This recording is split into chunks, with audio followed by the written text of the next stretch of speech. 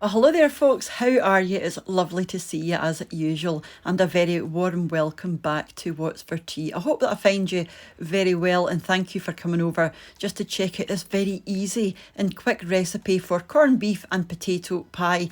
Now, I'm going to be using ready-made pastry because it makes this really, really quick to make. But if you prefer to use your own pastry, then obviously use that. It's up to you. But I am using shop-bought pastry because I hate making pastry, and like I said, it just cuts the time in half.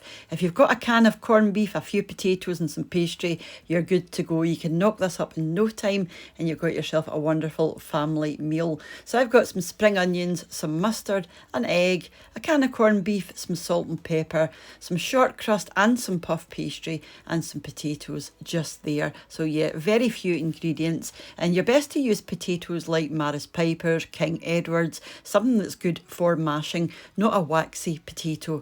And I'm going to be using a roll of short crust and also a roll of puff pastry. You'll also need a tin for baking your pie, and these are the ones that I'm using. These are just disposable tins, but use whatever ones you like, and mine were 9 by 1 inches, and you'll want to grease that well, if it isn't non-stick like mine's aren't. So the first thing you want to do is get your tatties on to boil. So just pop your potatoes into some water, bring them up to a simmer, and then pop some salt in, because if you put your salt in at the beginning, it takes longer to get up to the boil, believe it or not. So I always add my salt once they're boiling. So let those simmer away until tender.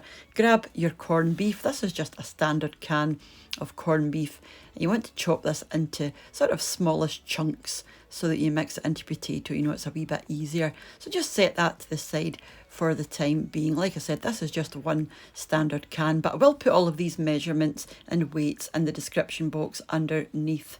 So now, while you're waiting on your tatties being soft, we can turn our attention to the pastry. So like I said, I'm just using short crust for the bottom of the pie. I think it just works better.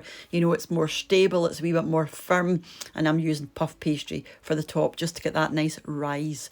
So you want to cut round your pastry big enough so that it'll come up the sides. When you pop it into your dish, it's going to come up the sides and over the top. And you do want it over the top. You want a nice skirt around the end so that you can easily connect the top and the bottom once your filling is in. So just make sure it's in there nice and cosy into all those corners, and pop that into the fridge for the time being. And then you can do your lid. Like I said, I am using puff pastry. So again, just roll it out. And I'm going to use another tin just for a template, just so that I know what sort of size I need. But again, I'm making it slightly bigger because I do want it a wee bit bigger than the top so that I can easily cut away the excess. But when you do cut your excess away, keep it, because your scraps will freeze well and you can use them for something else. Once your potatoes are nice and tender, drain out the water, and to that, just go straight in with your corned beef. And I'm using spring onions. You can use ordinary onions if you prefer, but just make sure they're nice and small. And then a good dash of salt and pepper. The amount is up to you, but you really want to use white pepper in this. It makes all the difference. And then a good glug of Worcestershire sauce. This is obviously optional. You don't need to use this. And then you just want to mash everything together. Do this for as long as you want. I wanted mine, and sort of very well combined, but you don't have to go all the way with it. You can, suit yourself how big or small you want the chunks of potato and corned beef. You might prefer yours a wee bit rougher than this, but this is just the way I wanted mine. So you want to let this cool down a good bit before you put it into your pastry. Once you're ready, grab your pastry out of the fridge, and you just want to fill up your pastry case all the way to the top. Spread it around with your spoon and just make it a wee bit more domed in the middle. Easy peasy. And I used all of my mixture in this. In fact, I might have had a spare tablespoon, which I may or may not have eaten. So grab your top out of the fridge, flip it over. One of the sides will be stickier where it's been on your paper. Use the stickier end up. And I'm just going to pop a layer of mustard underneath. Again, this is optional. This is just to give it more flavour, and it'll help your lid stick to the base without having to use water or egg or anything. And with your fingers, you just want to go round the edge, or I'm using my middle two fingers. I'm just going round the edge, just pressing the top into the base, just to make sure they're nicely connected. But we are going to take away the excess with the back of a knife all the way around. And again, this will just give you a nice seal, just to make doubly sure.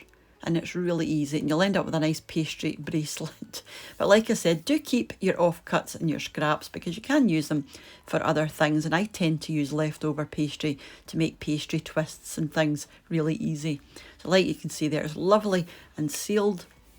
So the last thing we're going to do is beat an egg and just give that a brush all over with a pastry brush. That's going to give you a lovely colour and shine. Do poke some holes in the top to let your steam escape, and give this between 45 and 50 minutes in the oven. And halfway through, cover it up with foil, because you don't want your top getting too dark and your pastry being raw underneath. So about halfway through, or 20 minutes through, cover it up with foil, and it will be nicely cooked underneath and on the sides, as you can see here. Now I was going to be brave and try and lift it out of the tin like that, but I was scared in case it broke. So as you can see, just with the underside there, it is beautifully cooked, and that's because I did cover it with foil halfway through and just let it cook nice and slowly in the oven. Put it in the middle of your oven. You don't want it too high up your oven, because the higher up your oven you go, you know, the warmer it is. So around about the middle. And we had this for our tea very simply, with some baked beans, and obviously you can have chips and things with this, or gravy, whatever you like. But I feel, because there's quite a lot of potato in there, and obviously you've got your meat in there, and then the pastry, you know, it's a meal in itself. So we would typically have baked beans, or even sort of mushy peas, garden peas, with this kind of thing. Or you could even have broccoli or cauliflower. You have whatever you like, but we had baked beans with ours, and this is what it looks like inside, and it's held together beautifully. And that's because there's quite a lot of potatoes in there, and the mixture was really well combined. Obviously the more corned beef you use, the looser it's going to be. So that's quite a good ratio that I've used there. And this is it from the top, and you can see better there the lovely glossy shine. I don't have the best lighting in the kitchen, unfortunately, so I just popped this out onto the plate, and like I said, we just had baked beans on the side, and these things go perfectly together. I know in the States you say, you know, we don't have baked beans with, you know, your dinner or that kind of thing. It's very, very typical over here, especially with pies like this and this kind of thing. But just before I leave you, I wanted to say, as usual, a massive thank you to the supporters of the channel over on my Patreon page, and to the channel members here on YouTube as well.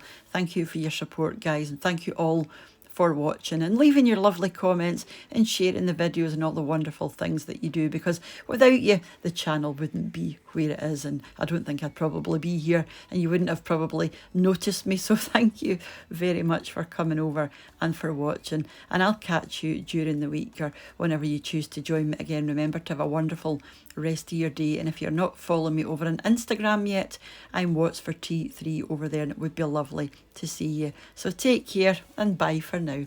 Bye now.